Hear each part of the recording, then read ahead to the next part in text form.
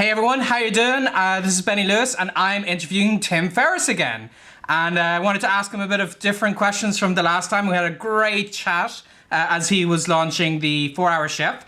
And this time he is launching the Tim Ferriss Experiment, a TV show where he tries to cram as much knowledge as he can on completely different topics in a single episode of a TV show. And I want to talk to him today about one particular episode that he did, which was cramming a language in a short period of time. So how are you doing, Tim? Great to have you back. I'm doing well. Thanks so much. I appreciate you having me back. Yeah, it's TV show was a test of endurance, doing 13 weeks and 16 weeks, I think, of filming 12 to 16 hours a day for 5 to 6 days a week. Definitely not a 4-hour work week in television. So I'm taking a break from the TV, but I'm happy with what we did. Yeah, that's right. And out of all of that time, how much, so just to kind of give people the summary, the episode on languages, what you had to do was you had to, let's say, survive a brief televised interview in Tagalog, and you only gave yourself 3 days to prepare for it. Am I right? Yeah, it was 3 or 4 days, and there are two things to realize about that. Number one is that I severely underestimated as one of the executive producers how much of my time would be taken up not training. And in retrospect, it's so obvious that I would have all these obligations that would consume at least half of the day, in some cases 3/4 of the day. So I had 3 or 4 days to prepare for, I think it was a 3 to 6 minute interview in Tagalog, which is long. I mean, that's like 10 Good Morning Americas right there. And then, so I probably only had legitimately 3 or 4 hours a day to prepare. So it was maybe 12 hours of total prep time, which was brutal. And I obviously, you were very instrumental in helping me sort of pick which language to tackle, and also gave me some very helpful tips on potential approach. Had the chance to interact with a guy named Ed Cook as well, who's a memory competitor, not specific to language, although he has a lot of experience there, but had a real A-team to help me try to survive. And I've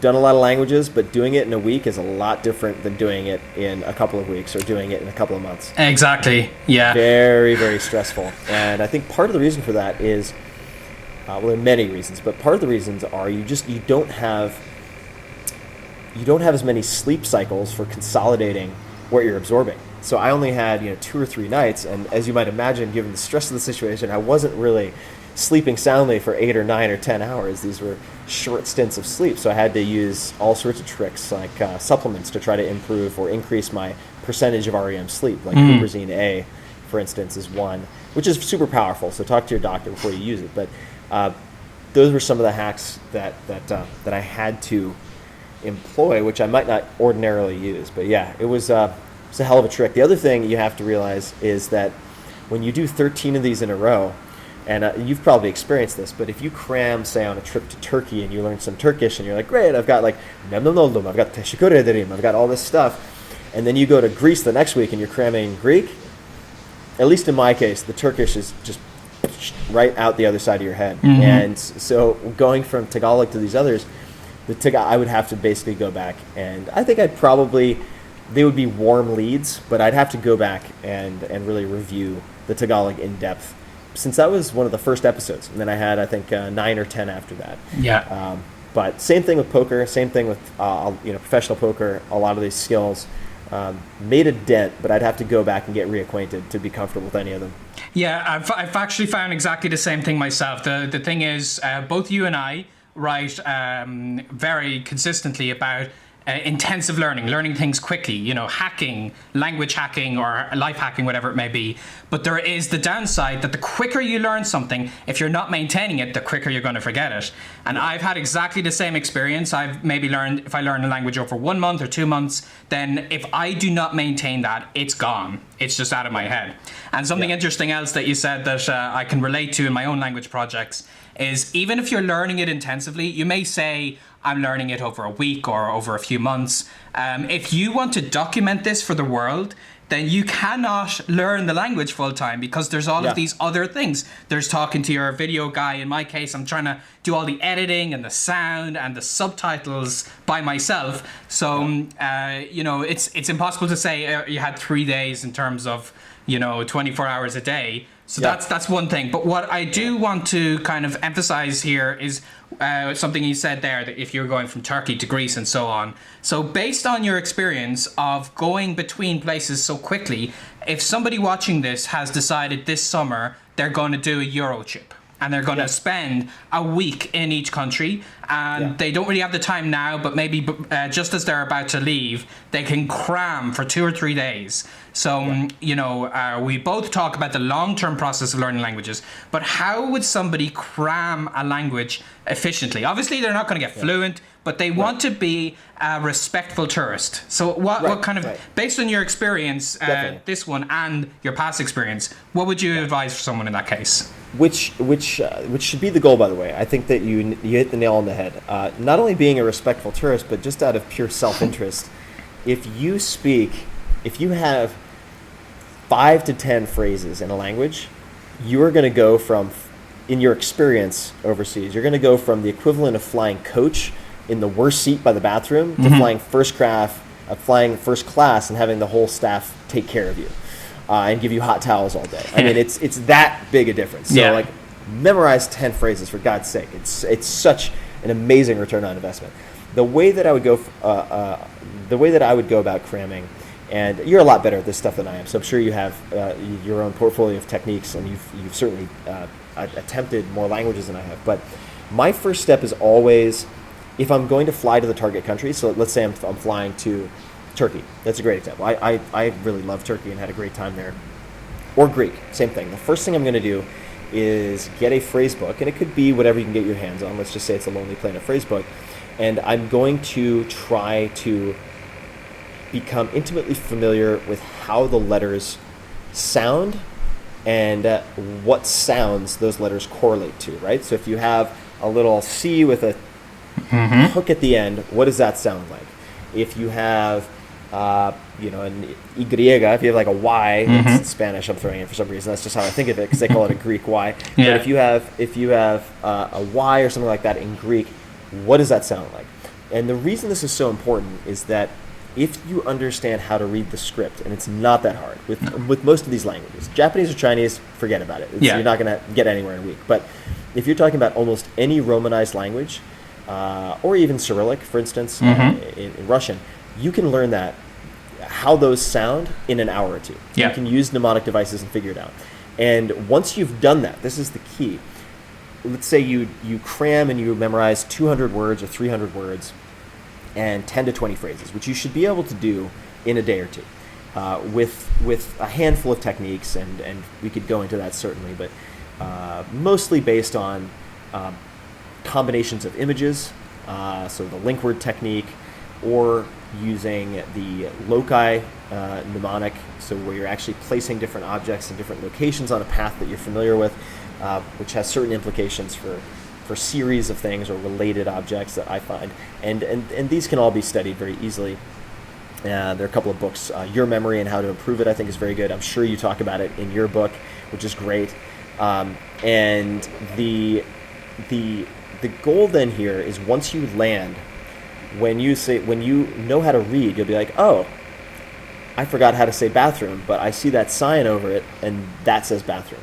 Or you see a sign that's, McDonald's, on sale, 99 cents. You can read it and be like, I wonder if that means on sale. And then you can look it up on your smartphone or in a dictionary, and you're like, oh, cool, that does mean on sale. And you can start to absorb hundreds of words, literally hundreds and hundreds of words over the span of a week or 10 days without a lot of explicit flashcard-like effort. So my first start is always the script, the orthography, learning what sounds that correlates to. And then I would also get down your phrases, and so the usual, good morning, good evening, thank you, I'm sorry, excuse me, help, etc. Where's the bathroom? I always try to learn 1 or 2 or 3 phrases, and you can find these in a phrase book, or questions that are just really, really funny to native speakers. So it could be something like, out of left field, I'm making this up, but you could be like, are you allergic to eggplant, right? And it's going to be so weird that of the 10 phrases one of them is, are you allergic to eggplant? You will always get a fantastic response, and people will find that hilarious. So, in Greek, there's a somewhat highfalutin kind of Shakespearean way to say goodbye or see you later, which is stoi panedin, stoi panedin. And so I would always do this like, stoi panedin, whenever I take off, and people found it hilarious. And I was able to play the clown. Or, in Japanese, just from having gone to school there and having learned Japanese from comic books that were really violent, I learned how to say things like momaku hakuri. Momaku hakuri is detached retina in Japanese. Like, why on earth would I ever need to know that? I mean, most English speakers don't know what the hell that means. So I like having these kind of gags. A great way to do that is with proverbs. So, for instance, when I was in Greece, they can't use the expression, well, that's all Greek to me, right? So what do they say? I asked them, I was like, in English we say, if something's really confusing, we say, that's Greek to me. What do you guys say? And they're like, oh, yeah, we have one of those. It's aftayamena ina kinesica. So aftayamena ina kinesica that's Chinese to me, which is hilarious. So I started using that, and they would be like, oh, do you speak Greek? And I'd be like, sorry, it's all Chinese to me. And they're like, what? You do speak Greek? And I'm like, no, I don't at all, actually. So having a couple of proverbs is a great way to get a laugh. And I would say from that point, once you have 10 to 20 memorized phrases and you can read things and you have this entertainment value, which will just make people love you, that's when I start to dig into the grammar. And I don't find grammar boring. I'm actually really fascinated by it. And I haven't always been that way. When you realize how much it helps, I think when you're incentivized and you're being rewarded, and especially after you've memorized phrases and you've had some touch time with locals and you're getting positive feedback, then you're like, okay, let me up my game a little bit. And the way that I like to up my game is to look at the grammar, just the basic sentence structure, but then go back. So the basic sentence structure, how they do say past, and then to go back and look at the set phrases.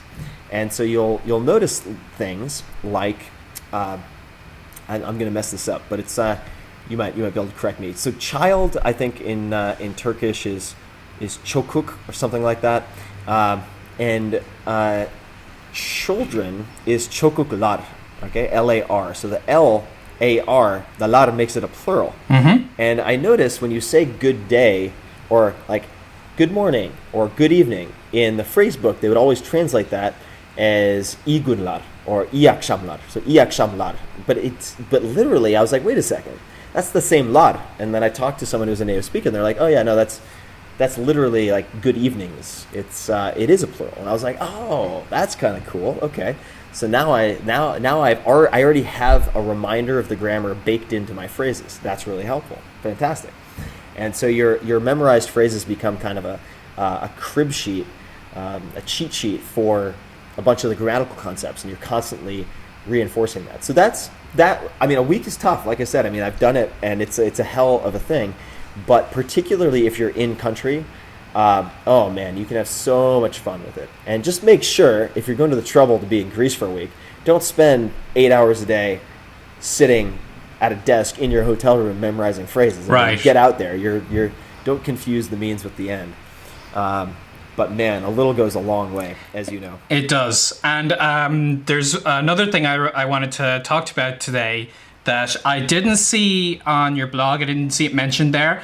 But I managed to get a little glimpse into how you learned one of your languages, because I was passing through Bali and I decided to get a bit of a crash course in Indonesian. I went to this school, Sinta Bahasa, and my teacher, for just an hour, I just learned like a few basics, was Daniel. Daniel was telling me about your experience learning Indonesian, and I was impressed because I was there kind of on holiday. I had just finished a very, very long stretch of my book tour, so I just wanted to get the basics. I wasn't intensively learning Indonesian. But he said what you did was impressive, because you certainly weren't in your hotel room studying the grammar from a book. You were getting classes with him, and then after the classes were over, he said that you would like take him out for dinner and you would continue speaking Indonesian with him in dinner. So your entire approach to it was not, okay, I'm learning the language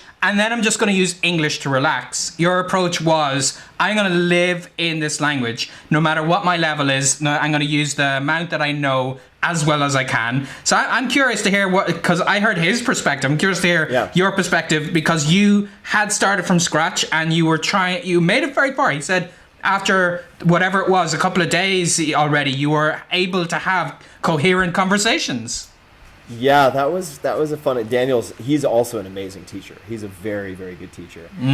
Really funny guy. I liked it. He had some weird talent that he could write upside down. So even though he was facing me, he would write all of the notes from my perspective. Oh, I forgot about that. Yeah, so I was like, wait a second, what? You can write upside down? He's like, yeah. I'm really good at it. I was like, okay, that's something I can't do. But so my perspective was, and this is just kind of how I am with everything. I'm either on or I'm off. And if I'm gonna do Indonesian, I'm going to do Indonesian. And by doing Indonesian, I also mean doing Indonesia. Like I feel like the only way I can appreciate the culture is if I have a linguistic context, because words are thought, right? I mean, like little kids can't label things because they don't have the words. And when you learn how people label things and organize language, you understand how they think.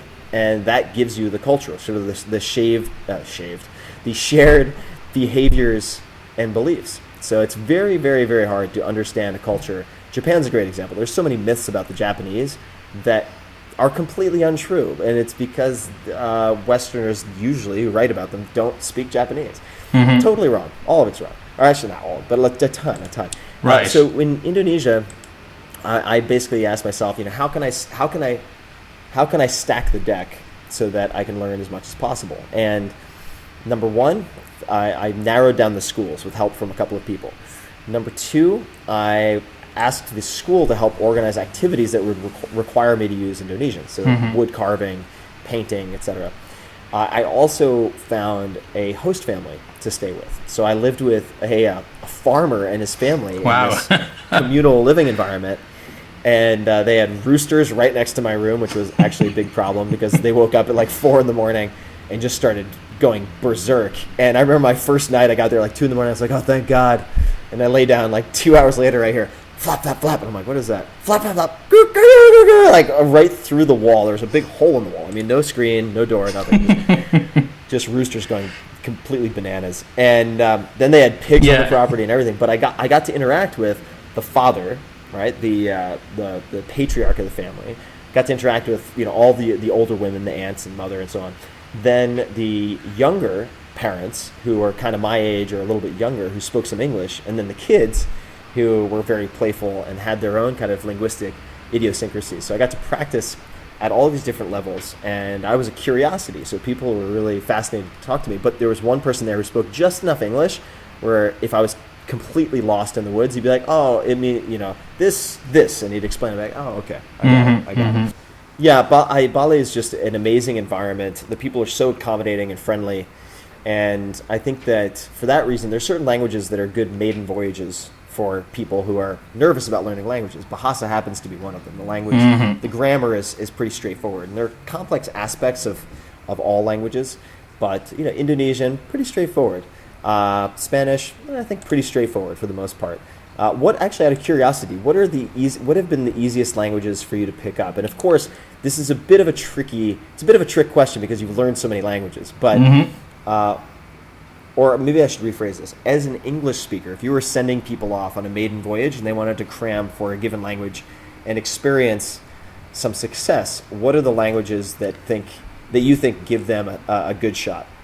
For me, this is very easy because I actually found a study that corroborated this, that the language Esperanto, which is an invented language, but they did a study where they had a group of students learn just French. I think they were from Sweden or Denmark or something. They learned just French for 2 years as the control group, and another group learned Esperanto for 1 year and then French for 1 year. So they learned less French, and yet the second group did better in exams. And the reason is Esperanto is designed to be the easiest language in the world. The grammar is extremely simple. There's like one page that explains all the rules. There are lots of words sprinkled from many European languages. But effectively what you do is you focus on the lack of vocabulary that you need to learn. So you learn a few words, but you can piece together logical, grammatically correct sentences very quickly, and you gain that confidence. Because for me, the question of hardest language and easiest language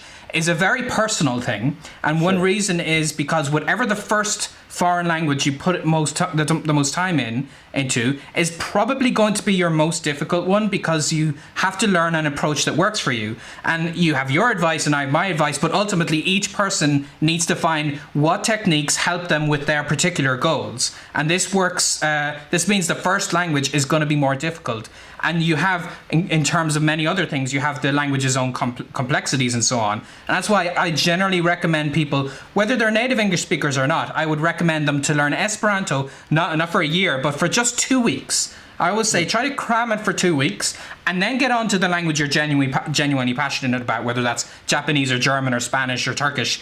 And you will notice a difference, because you'll have that little boost of confidence. You'll have tried to have spoken Esperanto online. And there's great free resources for it. So it's a kind of interesting direction. But if people and I think it's great. There's got a great community behind it. Lovely people, millions of speakers. It's one of the biggest languages in Wikipedia, as it happens. But if somebody was like, oh, no, I don't like artificial languages, then my second choice would have to be Indonesian, because it is one of the as far as languages that are not related to English, it is one of the easiest languages grammatically to learn. It's very consistent. The little I did learn from it, and I kind of went through a grammar book, and I found it to be very, very logical. It didn't have the many grammar issues that you would have if you're learning some other languages. So, yeah, but generally, whatever the first language is, that tends to be the hardest. People are always surprised when I tell them the hardest language I ever learned was Spanish. You know, since then I've learned a great range of languages, but Spanish was the one that caused me the most stress, because I felt I'm not worthy of speaking this. They're all going to laugh at me, and you know, if I don't conjugate the subjunctive perfectly, then I'm going to be the laughing stock of the country, and all of these kind of doubts that people would tell themselves. Right. Yeah, right. No, that's it's like, si tuviese $1,000,000, you know, what it's like, that's always the example. If I had $1 million, that's the subjunctive. Like in every language, that's the example.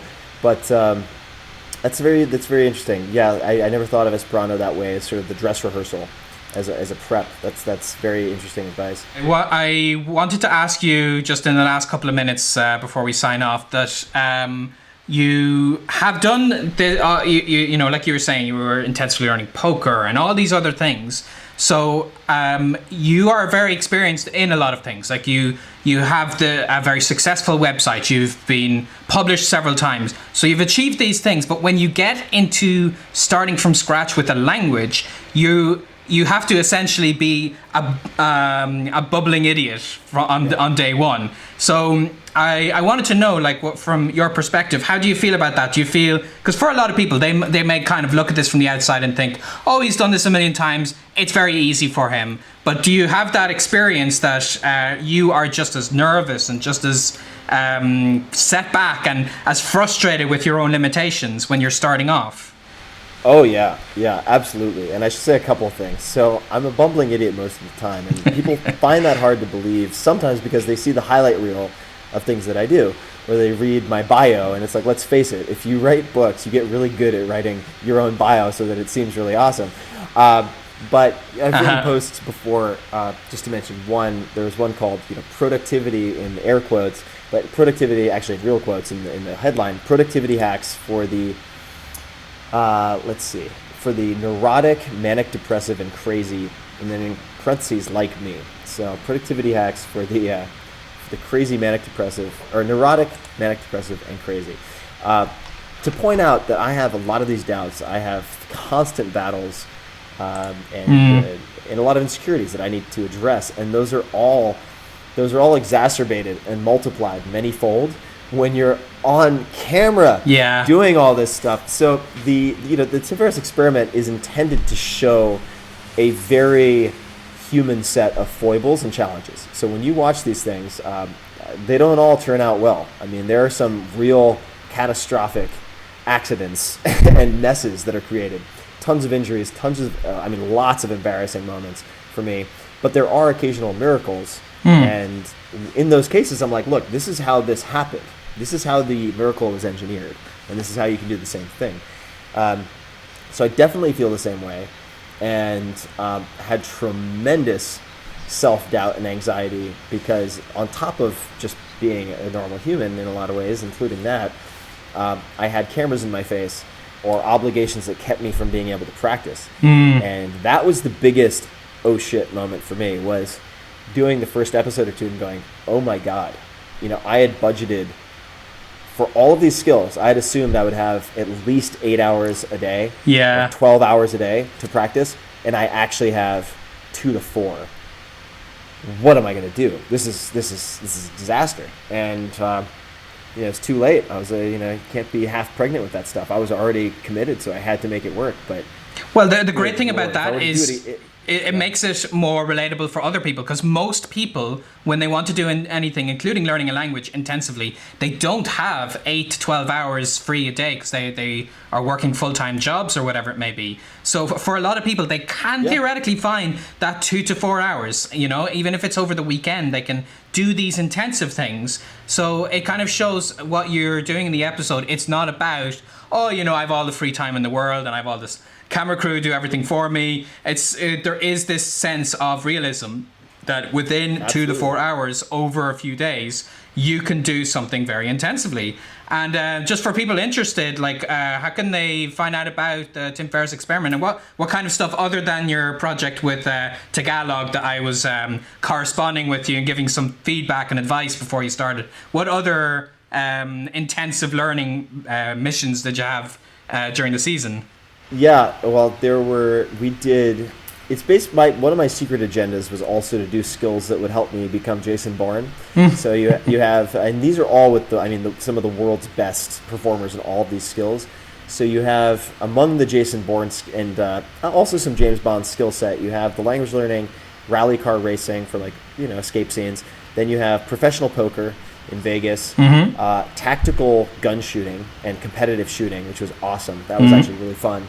The dating game, so becoming a ladies' man, which I'm terrible at. One of the most embarrassing episodes imaginable. Okay. With Neil Strauss, who wrote the game. So really funny episode. A lot of good takeaways. Also, not just for men, but for women. I had a computer hacker help with all the online dating stuff, which was fascinating. We did surfing with Laird Hamilton, one of the legends of the sport.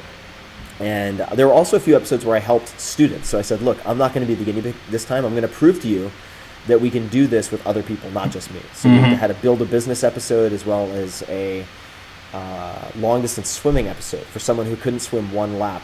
The goal was to get her in about 3 days to swimming like a half-mile track in the open ocean in 50 feet of water in about 3 or 4 days, wow. Which is that's a no-joke challenge right there. So we had 13. I'm blanking on a few. Drumming was hilarious. Had to play to a sold-out crowd, playing with the band Foreigner at the end of the week. Thousands of people. Had the founding drummer of the Police, Stuart Copeland, one of the top 10 of all time. Typically is how people think of him, helping me with that. People can find all this stuff and a lot of bonus footage as well. So I'm going to be putting out hours of bonus footage, extended interviews with all these people and so on. At 4hourworkweek.com/TV. So all spelled out, FOUR, 4hourworkweek.com/TV. And also on iTunes. So if you go to itunes.com/Tim Ferriss with 2 R's, 2 S's, or just search the Tim Ferriss Experiment, it should pop right up.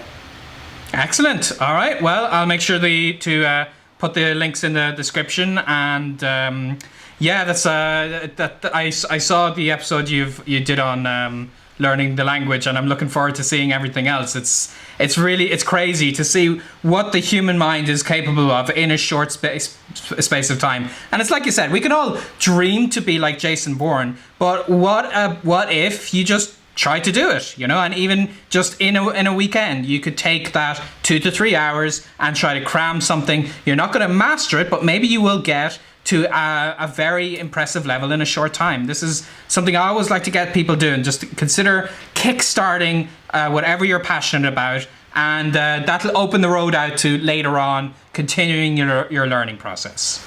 Yeah, absolutely. I mean, just think about all the hours that everyone wastes on completely nonsensical, trivial matters. And if you just allocate a tiny percentage of that, I mean, literally, if you just cut back on the time, if you remove 2 hours of social media, where you're just, let's face it, I mean, not doing anything terribly productive, just consuming random bits of news and sound bites, you cut back by 2 to 4 hours. I mean, you could literally become a proficient swimmer in that amount of time.